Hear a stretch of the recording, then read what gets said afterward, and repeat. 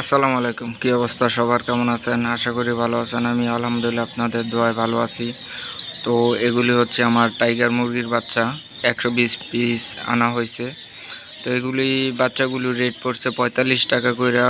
ওনারা বলছে যে আপনার 2 থেকে আড়াই মাসে 3 কেজি প্লাস হবে।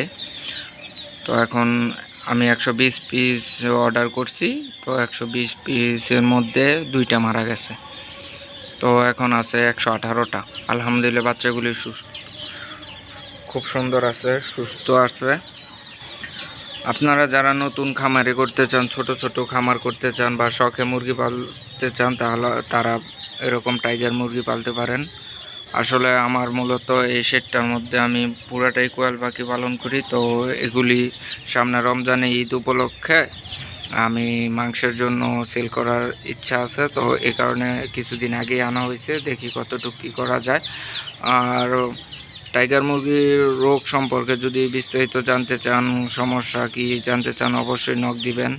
আর আমি প্রতিটা বিষয়ে আপডেট আপনাদের জানাবো, কি অবস্থা আছে না আছে জানাবো।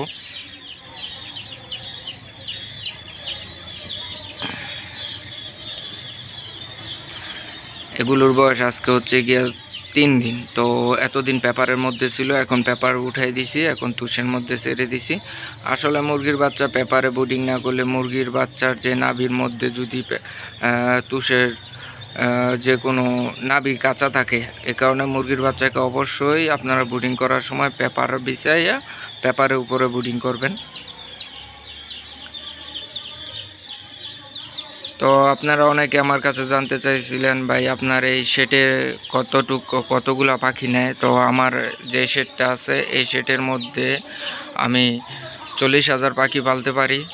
তো এখন আমার শেড প্রায় ফাঁকা, পাখির বাচ্চা বুডিংও নাই, পাখির বাচ্চা অর্ডার করা আছে, আমার হ্যাচিংও আছে। এখন পাখির বাচ্চা বের হবে আপনার সামনের সপ্তাহ থেকে, আবার আশা করি পরিপূর্ণ হয়ে যাবে। এখন সম্পূর্ণটাই খালি।